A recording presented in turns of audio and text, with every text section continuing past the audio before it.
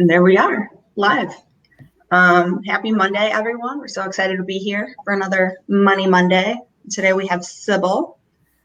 And where are you coming in from today, Sibyl? I am coming in from hot Atlanta, Georgia. How hot is it there today? Oh, gosh. I don't know what the temp is today. Yesterday, I do believe we finally burst the 90s. It was pretty hot yesterday. So I'm expecting, it should be similar this week, all week. Yes. Wow. Yeah, we're hitting 80 this week. And I was like, that's hot. Yes. I'm breaking 90. Wow. Yeah. And so, Sibyl, you are at Life Plan Financial Advisors. This is your own company, correct? So my practice is my own company. The firm itself, Life Plan, is not mine. I am the successor of it. So, but yes, I do have my own practice. Yes. Awesome. But I'm the vice president of Life Plan and the successor. Yes. And successor, and we're going to be talking about succession planning. So, wow, you know exactly what that's like. Yes, I'm in the thrust of it. Exactly. There you go. Nothing better than learning from a personal experience. So, yep, I just want to let everyone know that this is Purse Strings. We're here every week, every Monday to do a Money Monday. Purse Strings is all about empowering women with free financial education. And then when you need to go to a professional, anything finance, so mortgage, realtors, financial professionals, attorneys, lenders, any of that good stuff. We have professionals who have been trained and vetted by Purse Strings who really know how to reach the female market, will give you a ton of respect, have your best interest in mind, and they're also just great people. So Sibyl is one of our Purse Strings approved professionals. We love having her. She's part of our Hot Atlanta crew. We got a lot of people in Georgia now, which is great. So, and we'll wait another minute to get some people on here, and then we can get started. So when we were talking earlier about, what topic do you want to do, and right away you're like, succession planning. What drove your passion behind that, or why do you think it's so important? Maybe I'm just jumping ahead in your presentation. That's fine. It's definitely something I'm very passionate about, and it's not a sexy topic. No one wants to talk about it. Everyone checks out, right? If I'm at a conference and that is one of the offerings, most people don't enter that room because they feel they're not at a space or a place to do succession planning. For some reason, there's this big myth about you have to have such a certain size business with a certain size revenue in order to have continuity and succession planning. And for me, I'm very passionate about it because that is not true. If you're in business, we need continuity and succession planning. So Maggie, if you think about it, I don't know about your neighborhood growing up, but when I think about my neighborhood growing up, and when we think about the local mechanic, the local florist, the local bake shop, or maybe even our favorite Meat and Three restaurant, right? When the owner retires, the business closes, right? And so that is why I'm so passionate about it, because again, that's when our neighborhood or our community changes. And unfortunately, when these businesses close, it's because the person haven't done continuity and succession planning, right? And in many cases, they haven't done retirement planning. So now they don't have, seriously, they don't have a retirement plan. They don't have Social Security. Oh, unfortunately, some haven't even paid into the tax system, right? So they never put a value on their business, and their business was actually valuable. I can also think of countless stories that I remember from traveling over to Alabama with a friend, where there was this barbecue place that everyone went to, but when the grandfather died, the recipe died. That's not good. Right. So no one was ever able to reproduce that recipe. And you're talking about a profitable business. And so again, I think, we miss this opportunity because in our minds, we're thinking continuity and succession planning is for larger businesses right. With a lot of revenue. But unfortunately, COVID has taught us, no, continuity planning is literally for right now, right? And if you watch the news lately, and so that's why this is still so relevant, if you watch the Southeast and you heard about the cyber attack with the Colonial Pipeline, look at what happened, right? A cyber attack. So a lot of times we think that the disruption has to be a natural disaster, but the largest one, according to FEMA, is cyber attacks. Wow. And if your business is shut down for 5 days, there's a 90% chance it will not come back. That's from any disruption. So everybody that I see and can talk to, I tell them, you got to do this continuity and succession planning. And yeah, I'm probably getting ahead of myself, but I would say the past 2 years, there's on 2 occasions that I've dealt with women who were going through a divorce and they worked in the family business. In one case, the wife was actually the bookkeeper accountant. No, she didn't have those skills. She just knew how to manipulate QuickBooks. And oh, by the way, even with doing that, she still was not as skilled as she should be with that. And so the CPA needed to straighten some things out from her reporting. But she listened to her husband and it felt like the business didn't have any value. There was nothing she was really going to get, right, in a divorce. So fast forward, we have this conversation and I go through getting her a small business valuation. And we find out the business is worth $1.5 million. Wow. We find out in our region, they're in the top 4 in this industry. We find out that, yeah, potentially you could sell the business, right, and capture money, or someone may want to do a merger acquisition. They have real estate where the fleet was parked that they owned.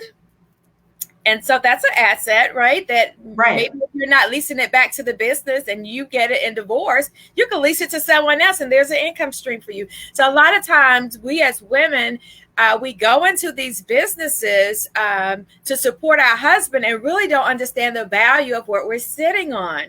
And so just going through those 2 cases, and these women were my age, and I know what it's like when you have that cliff between retirement and Social Security. If something happens between that little window, right, it could be all bets off. So as you can see, I'm passionate about this topic, and so thank you for having me. I'll direct to you. No worries. Let me introduce you, and then I'll just let you go at it because I'm really intrigued. This is something that's really new for me as well. Just hearing about and it makes a ton of sense. It also makes me think about the other things you invested in your company and how they have a worth still. I mean, just like you paid someone to make that logo, you paid someone to do that. Like those things add up. So it's interesting. I'm intrigued. But let me just introduce you. This is Sibyl. She helps professionals and small business owners increase their cash flow and personal assets through advanced tax saving strategies and investment strategies traditionally afforded to larger firms. All this is done with strong listening and no judgment.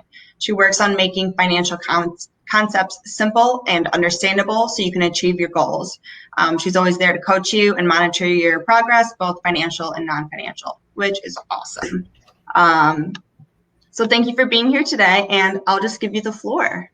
Awesome. Well, thank you. I think I gave you a set of slides, and maybe you can pull those up for me. But, you know, when we talk about wealth building and building generational wealth, that's essentially 3 ways that you can do it. And that's through personal financial assets, so actually owning those. That's through owning real estate and through owning a business. And so today we're going to talk about owning that business and how to create generational wealth with it.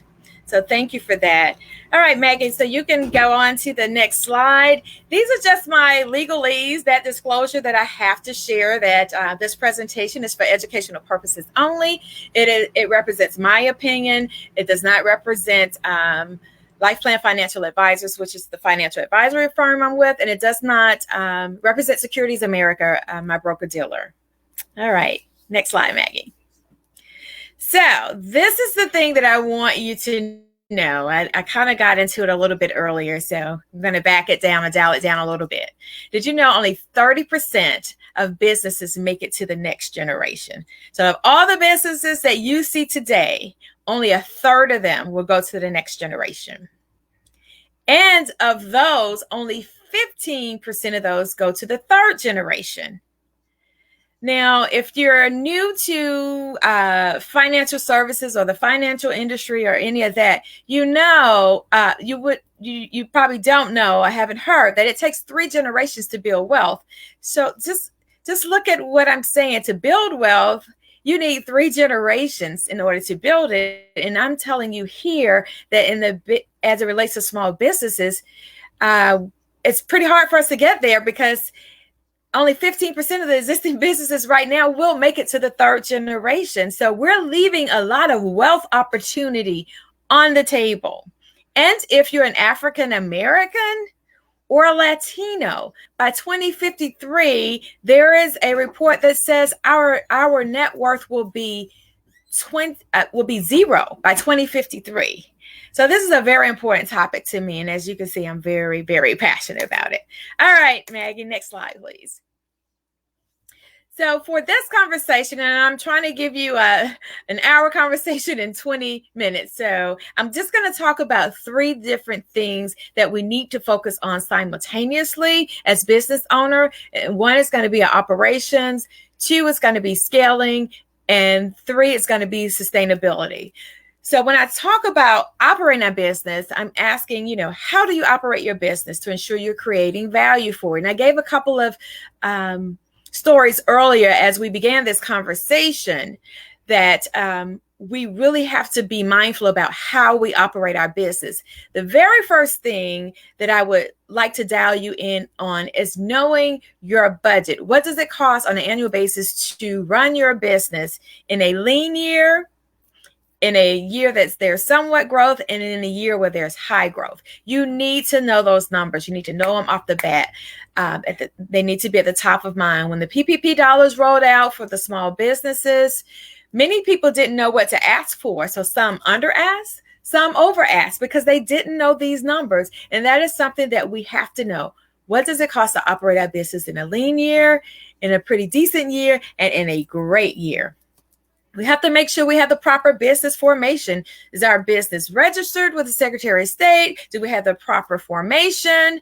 Do we have personal and business credit? So if our personal credit is impaired, our business credit is still there and available to us. We need to have adequate and correct financial statements and bookkeeping. I shared earlier about, people knowing software and QuickBooks, but not really knowing the tax law and bookkeeping and accounting rules does not really qualify you to be a bookkeeper and an accountant. So we want to make sure that we have those. And oh, by the way, in this environment, you can find these services on a fractional basis. You don't have to have a full-time person to do these things. So that's the great thing now is you get a lot of things on a fractional basis.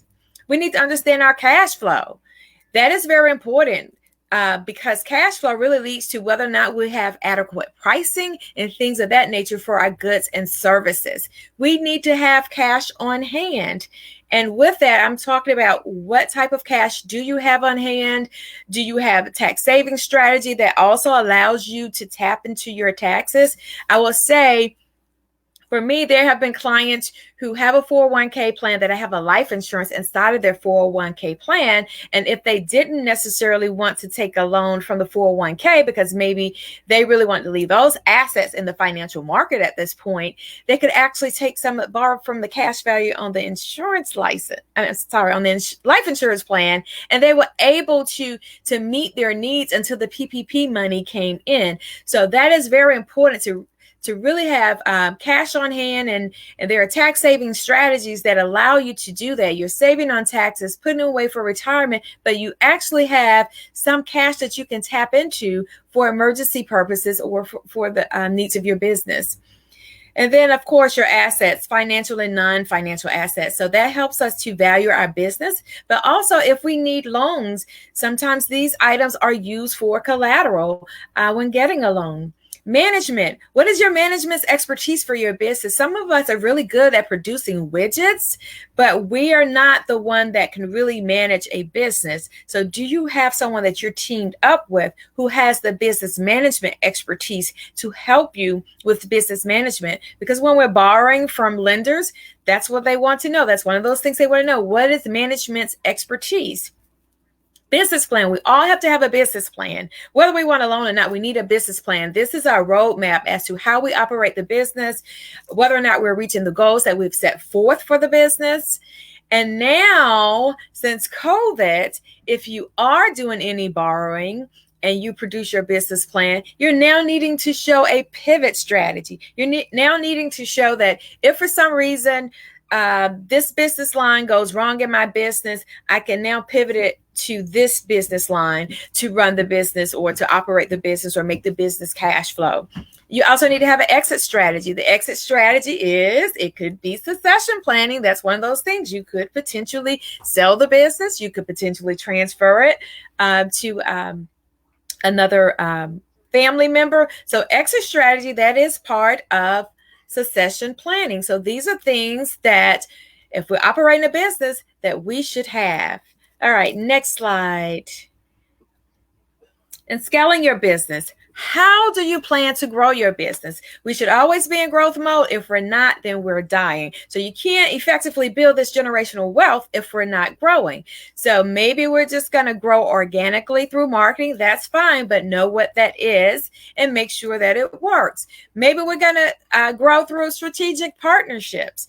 We're partnering with others who have businesses where we kind of service the same clients, but a different need of these clients. So you partner with strategic partners where we can cross refer others, and we create this trusted trusted network for businesses or individuals that we serve. And then, of course, I mentioned the merger acquisition earlier. And then, last but not least, do you have a line of credit to fund your growth strategy? There will and may become a point in time where you need a line of credit. Maybe your business really does cash flow and you don't need a line of credit. But if you're planning to grow, you may need a line of credit because you still need to have cash on hand. So these are 4 things that we have to consider when we're growing our business. Next slide, Maggie. And then sustaining our business. So back to the non-sexy topics, continuity planning. We need to make sure that we have protected and provided for our business income. If we're a restaurant operator, look at what happened with COVID. But you could have a kitchen fire and the restaurant is down for 3-4 months. Where is your business income going to come from? So you need to protect the business income. You need to have disability income. So if you, as the business owner, if you're totally out of play, then how is your income going to be provided to you? If you're physically impaired or mentally impaired for a period of time, and business interruptions. Like I said, I gave the Colonial example just a moment ago, but certainly COVID interrupted a lot of businesses last year. So that is very important that in our continuity plan that we have all of these things in place to protect the business income. Make sure that within 5 days we can get back into business. There should be a roadmap for everyone who's on your team, that if should something happen, who should everyone contact, who is the head person in charge, to share what the next steps of the continuity plan is and to actually implement it. And then succession planning. This is, again, where you're talking about valuing your business. So we need to understand the value of our business. And a lot of times we have no idea that our business actually has some value in it. We need to know what that value is if we decide to sell the business. What does that look like if we're selling? What is the value of the business with us in it as an owner and without us as an owner? And so a lot of businesses that we as women tend to have is totally dependent upon us. And so the value of the business is us. The ideal thing is to move that queen bee role from you to the actual business so that the business can operate without you being in it. You want that value with you in it and without you in it. So that is something that's very critical for us to try to accomplish. And then whether or not we want to transfer it to a key family member. Maybe family members are interested. In some cases, maybe they aren't. So you want to make sure whether or not someone in the family would love to to own the business, or either a key employee, and then begin to implement steps to make that happen, where you're now transferring the business to that key family member or that key employee, but the value of the business is now coming back to you for retirement, so that you will have income in retirement. All right. And I really like to stress this point, because we go into business because we want to create a better life for ourselves and our family. Now, if we're going to go into this business and this business close with us, then I would tell you, just come and let me sell you a couple of shares of Coke, right? So you could just invest in Coke and not even bother with all the hassle of having a business and all the stress of having a business if you truly didn't want to build generational wealth and you truly didn't want income in retirement. So make the business work for you. Investing in your business is an investment. So just really want to bring that point home. And then certainly asset protection. Are your liabilities covered? What about your intellectual capital? Is it covered? So you want to make sure these things are protected. I talked earlier about having these recipes or family recipes and having them protected. I'll give you another example. If you haven't heard of Uncle Nearest is the person who actually gave the whiskey recipe to Jack Daniels. Now, Uncle Nearest's family is being paid. They have their own line, but they have now been paid by Jack Daniels for the famous Jack Daniel whiskey that we all know. So again, it's very important. Do not take these family recipes and things of that nature, or family trade designs or any of that for granted. Make sure you protect your intellectual capital. And then estate planning.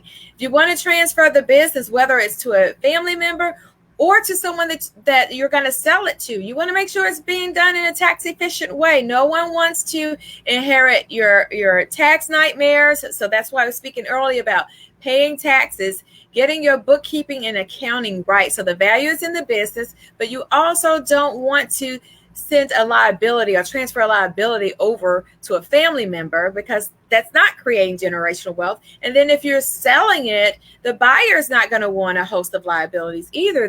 They're wanting to know that they're getting good value for the money that they're paying you. So again, these are all very important things when it comes to continuity and succession planning that we have to consider. We need to work on both of them simultaneously, because the continuity is if we, for any reason, have a disruption, but the succession is how do we exit the business? What is our exit strategy where we can extrapolate the value for ourselves or transfer it to a family member? All right, Maggie, next slide. No, it feels like a mouthful. That was great. That's great information. It's really eye-opening, and being a business owner, it's interesting trying to plan for leaving your company, because sometimes I can see not even thinking about leaving. It's just interesting. So if anybody's on and would like to ask any questions, please feel free to pop those in the chat. There were a couple questions that came up while you were talking that I had. And one of those was the business credit versus personal credit. Mm-hmm. So does your business do businesses then have a credit score? So businesses do not have a credit score. They actually have the, gosh, you put me on the spot and now I can't think of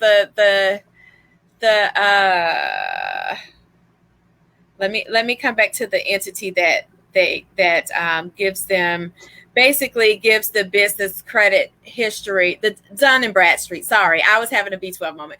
They have a Dun & Bradstreet report that basically comes out for them, but it does have a credit profile. Yes, it'll have. So does that transfer with a company? Does that transfer with the company? It typically, now that's a question I don't know. Okay, that's fine. It typically does. I'll put it this way. In the case with the practice where I'm the successor, it will transfer with me. So I think it typically does, unless there's for some reason why it doesn't. Sometimes businesses do a merger acquisition, and so there's a reformation. So in that case, I don't think it does, but I think if it transfer exactly the way it is, then that's the case. Because in my case, if something should happen to my colleague today, the business transfers to me, and so does all the business accounts, etc. So Right. hopefully that answers your question. So that's one of those depends answers, but yes, it can. Yeah. Interesting. And then I really like how you brought up, you want to take that role of you being the asset of your business to, the business running without you and setting all that up. Which I think some people struggle with because, they think their knowledge is the asset, which it is, but there are ways to build that out and to train others and to pass down that education or those great cooking skills for that barbecue place. Yeah. Yes. Yeah, because again, suppose you're in a coma for 5 days. What happens? Remember, I talked about the 5 days of disruption can close Which your is business. that's not much. I mean, that's easy to have a sidetrack of 5 days, not a problem. Right. Very easy. And if you're a mom with young children and your family is relying on your income, it's crucial. It's just Definitely. It's just like the estate planning documents. This should be a part of it. Yeah. Awesome. And I thought I had one more question for you. I just have to think about what that was. And I'm sorry I went through with a with a mouthful, but it's just, as you can see, I'm very passionate about this, and I'm trying to throw everything out there that I can or that I can share. But yeah, maybe you'll come up with what the next question was that you have for me. No, but it's great information and great to get people to start thinking about it. And so what would you think are some good first steps for people to kind of think about succession planning, or even just, I mean, like you said, there are different options. You can give it to somebody else, or you can, do a merger or acquisition. There are different options. But what are some good first steps? I feel like one of them would be making sure you know your worth. Right. So that is so very true. First, I would think getting a better understanding of the value of the business, which, oh, by the way, that will force you to make sure that your accounting and bookkeeping is correct, because those are things that are going to be asked for someone who's doing a business valuation for you. Mm-hmm. So the first step is honestly to make sure that your financial statements are up to date and correct. Make sure your business is properly formed, from the SIC code to everything, because they're going to compare your industry to other similarly situated industries to come up with that value is. So those would be the first few steps, so that you can really understand the value. Even if it's 50,000, whatever the value is, you want to know it, right? And so those will be the first few steps to understanding the value of the business. And then secondly, I would say being able to look at your competitors and see who they are in the market, see how they're situated, so you'll know that you may at this point honestly decide, well, I want to grow my business through a merger and acquisition. I mean, I think that's a good time to really start exploring all of the possibilities about your business, because growing doesn't necessarily have to be independent. Right? It could be maybe you teaming up with, remember earlier when I talked about maybe you don't have the management expertise, but someone else does. So maybe this other company has that, but you have the knowledge of whatever this widget is. You're the innovator. So I think that's another thing, to really explore all the possibilities of how you can grow. Those 4 bullets that were on that slide, I think exploring partnerships, merger and acquisition, those are things we should consider too as next steps after we get the value of the business. Right. That sounds great. That sounds absolutely fabulous. So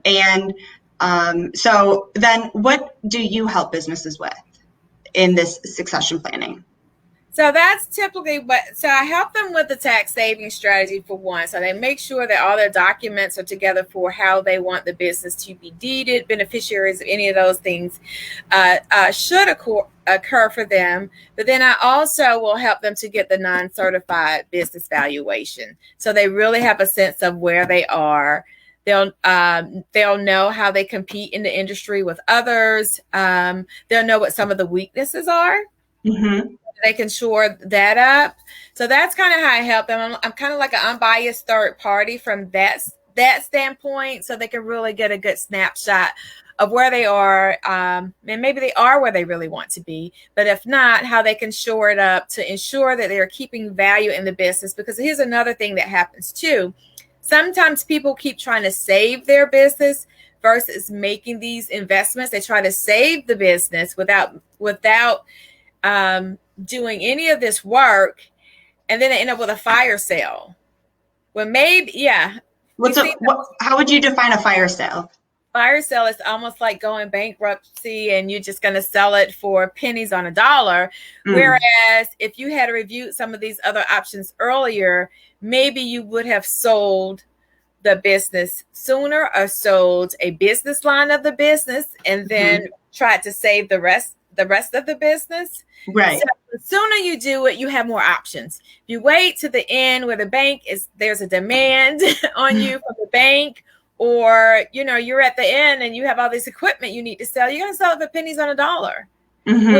When you could have preserved some of this capital or equity for yourself to either restart or, so that unfortunately we see often with the business failure is the fire sales.